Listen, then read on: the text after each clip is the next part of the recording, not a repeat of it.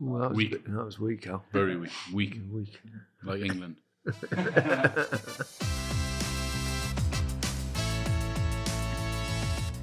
Hello and welcome to The Rest is Football with me, Gary Lineker. Just Alan Shearer today. Mike has got a couple of days off, so I think he's gone back to see. All right, for summer. Yeah, he's popped home for a couple of days. Yeah.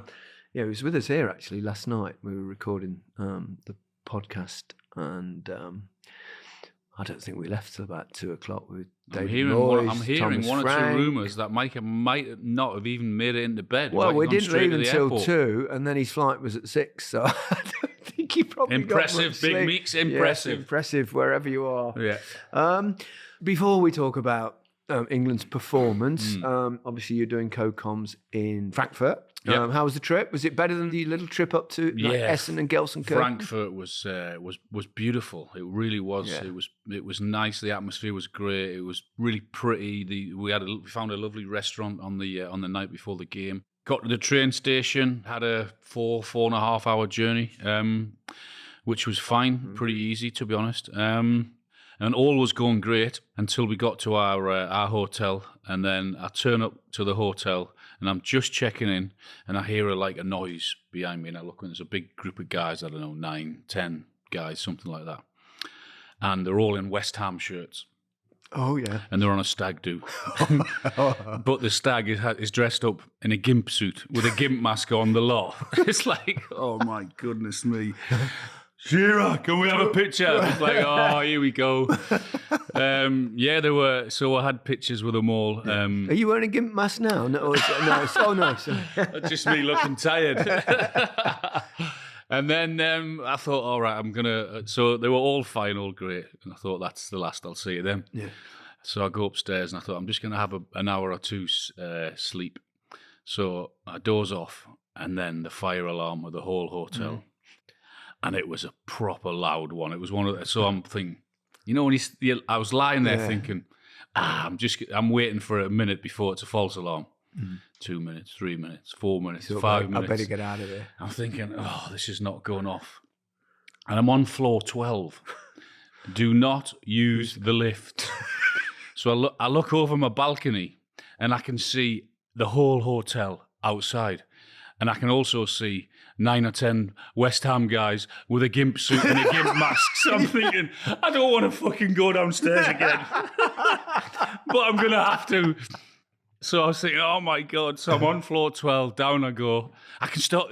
By this point, I'm thinking, I don't know whether it was or not. I'm thinking, I've got to go. I can smell smoke. So I'm thinking there must be something Smoky serious Shearer. here. Anyway, so down I goes to the stairs. And I walk straight in. Shearer! The bloke in the gimp suit. Fucking hell, that's all I need. Was there a fire? There wasn't. There wasn't. 10 minutes later, I was back in my room. I should have known it was going to be what kind of trip it was going to be then. So wasn't the England team, was it? Dressed in West Ham kit? Oh God! Nice town, though, isn't it? It was Frankfurt. beautiful, and we went out for a walk. And we found a lovely Italian restaurant and had nice bit of food, and got ready for the game the next day, and then went to the ground. And it was, I don't know, 15, 20 minutes from the hotel. Nice, easy. We went in so early, just because we're aware there's going to be thousands of people there. And just as we were going through the security at the ground, when you check your bags in and what have you, there was a German journalist there, and he says, Alan, I love the podcast. Tell Gary and Micah we love it. We always listen to it here in Germany. So send my best wishes to the guys, but we love it. So that was nice. I was a cyclist today going down the street, and I just popped out for a coffee, and he's pedalling away, and he's Gary. So I looked over, and he's pointing his AirPods, and he's going, "Rest is football." Brilliant. Yes.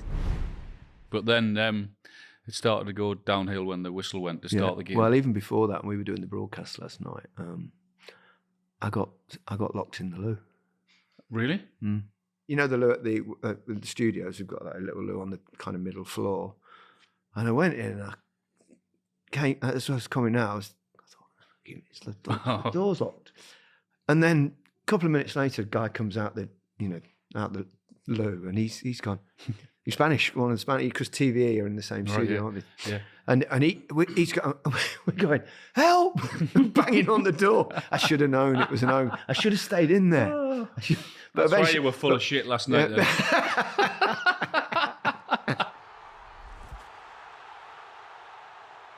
I remember your words were going, where do we start? Where do we start, Al?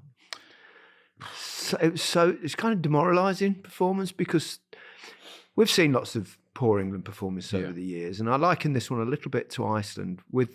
But with Iceland, England didn't have anything like the quality and the depth of quality of footballer that we've got now, and I think that's what probably made it a little bit more exasperating. Your thoughts, because obviously Mike and myself had lots to say last night. It's very, very rare you get everyone in the same team having a poor game. At a push, I'd say maybe Gahey, maybe Foden. Other than that, I thought the surprising thing for me and the hard thing to take for me was a lack of plan, a lack of. I looked at our players to think, when and how are you going to press? Yeah.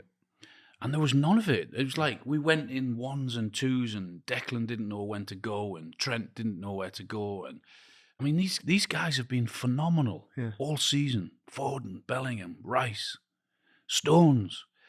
Yet there wasn't one bit of me that saw any of their club form at all. I mean, I said it last night, didn't I, about Stones coming into midfield with the ball. He hasn't done that once yet. No.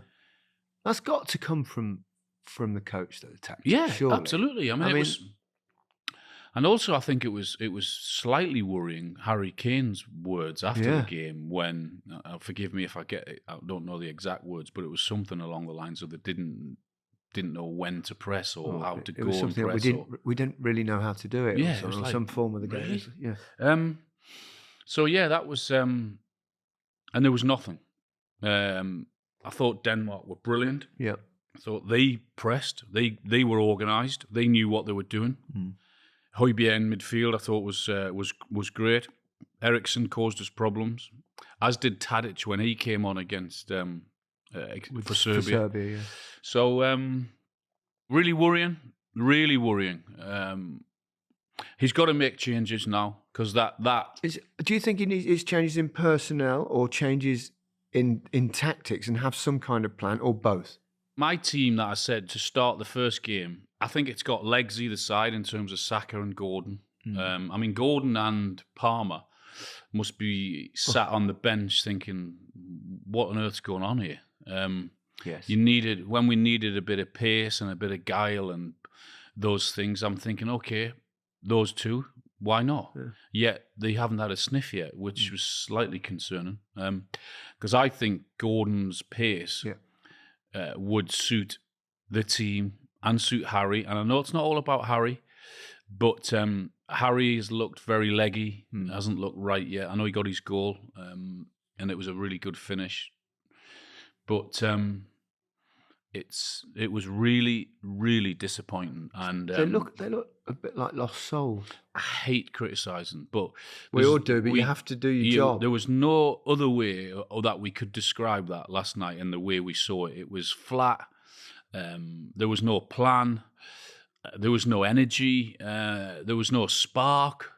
All of those things. So it had to be said. If we, or you, or I, or Micah, or whoever it was on the panel didn't say as it was, then we get criticised, for not telling it how it is. So I think we did a good job in doing that. It's about, we told the truth.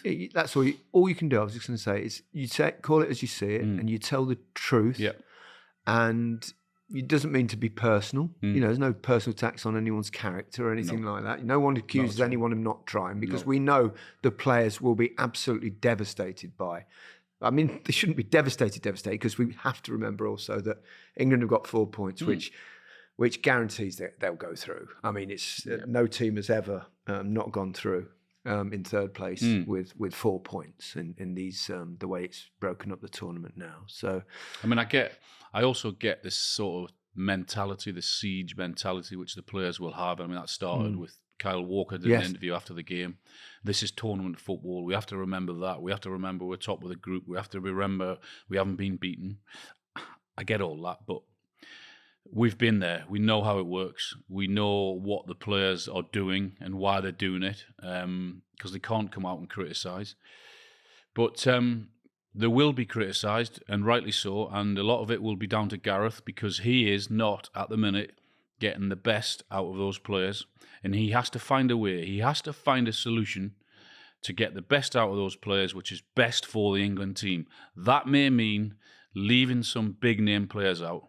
Individually, how do players improve their own performance in a tournament, do you think? You've got to block out the noise. You've got to... not listen to the rest of his football. Not listen to the rest of his football.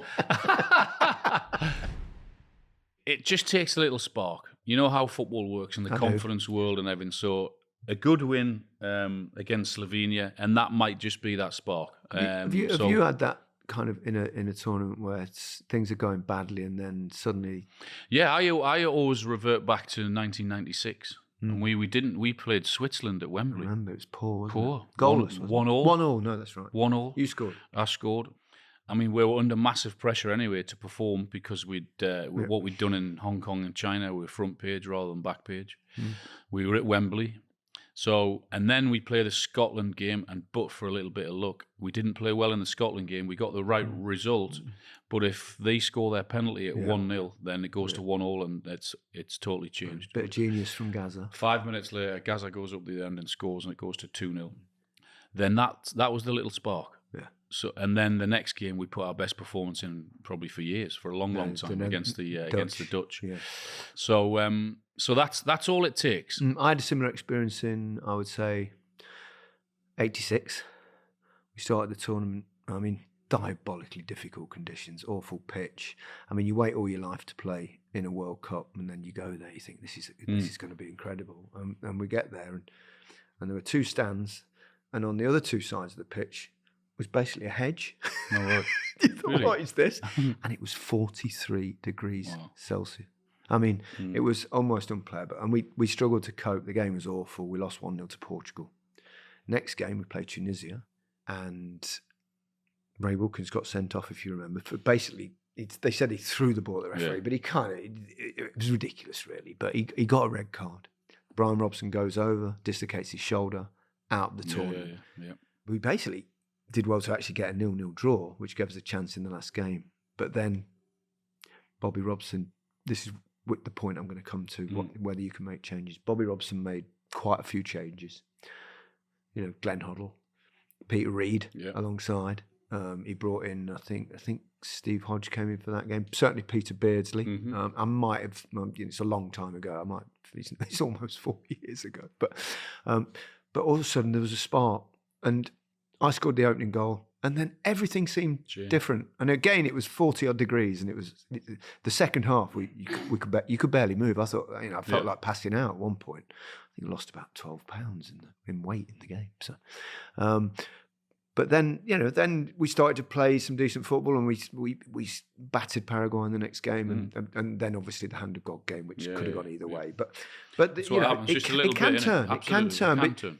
You get individual performances that are poor, but they, as we said before the break, they look a little bit lost tactically. Yeah. And if players, what it's like, Al, players need to know their jobs on a football pitch in all circumstances. They need it explaining to them. Some of them get it easily, but and all these players basically play a high pressing, with the exception probably of Kane and even Bellingham, because Real Madrid play a bit differently.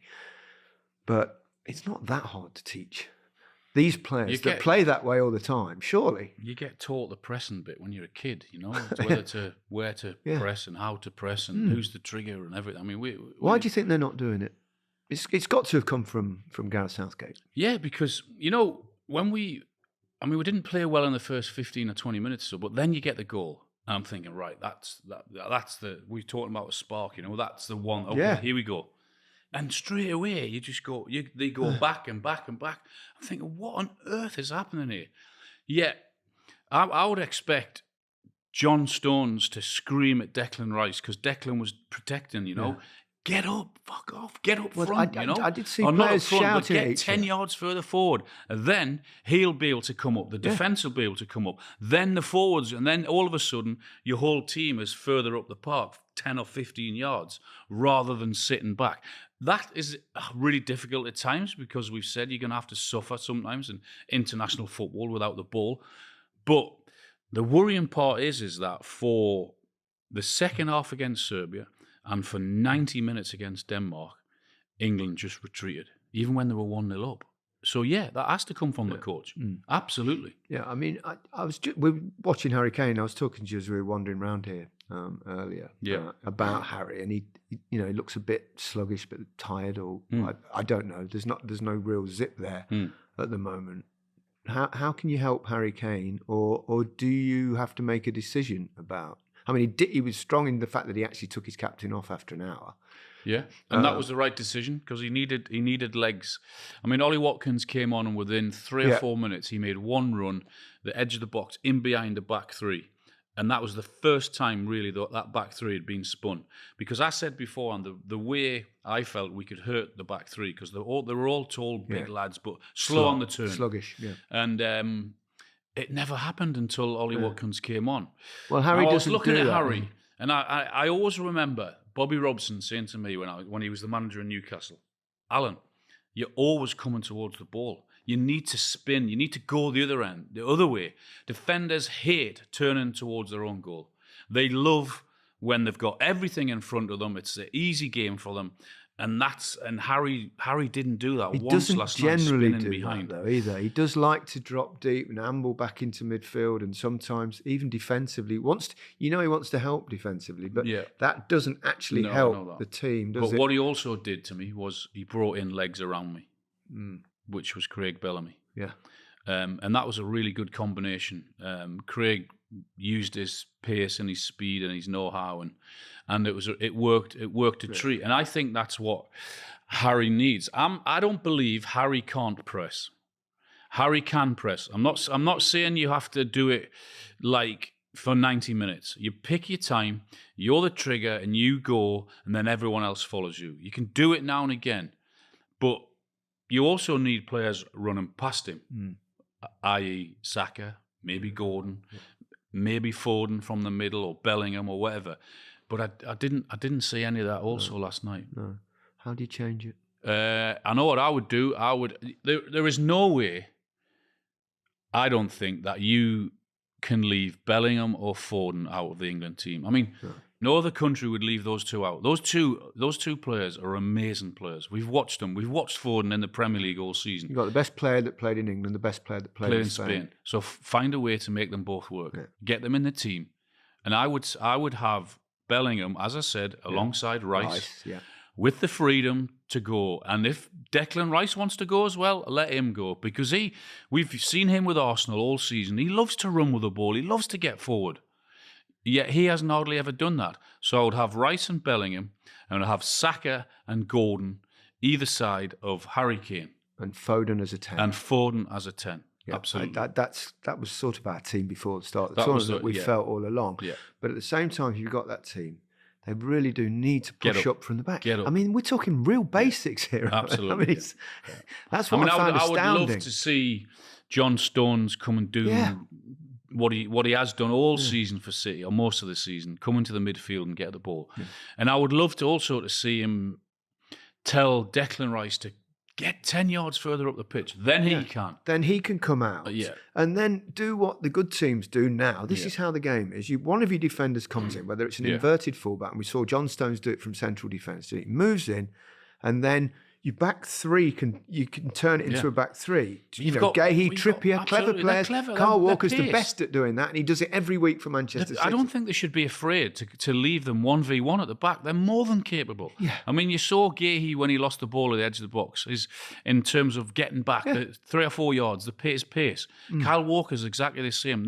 Those two players are not going to be beaten for pace. No. Or they shouldn't be. So don't be afraid to leave them 1v1 at the back. But he's going to have to change it. Yeah. He won't and cannot go in with the same team.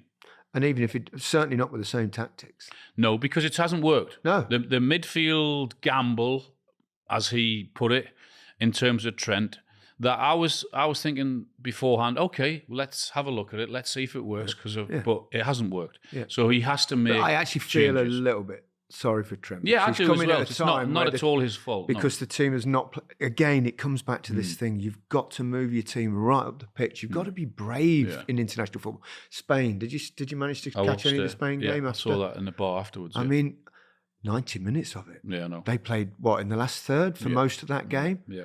You know, what was also worrying was I didn't like Gareth's comments after the game in terms of Calvin Phillips. Well, it's insulting to some of the players that are already there. Yeah, and also it's wrong because there are players in that squad that could do it. Even the young players that he's brought in, like they can do it. Adam Wharton could do it. They can do it, absolutely. Kobe Mainoo could probably do it. Definitely. Bellingham can do it. Bellingham could play if you've just got to tell him but the players need instructions. Yeah. Players need to understand what their jobs are. If we've been relying on Calvin Phillips for the last whatever years, then that is very worrying to me. I don't think we have. I mean, I didn't understand this comment at all.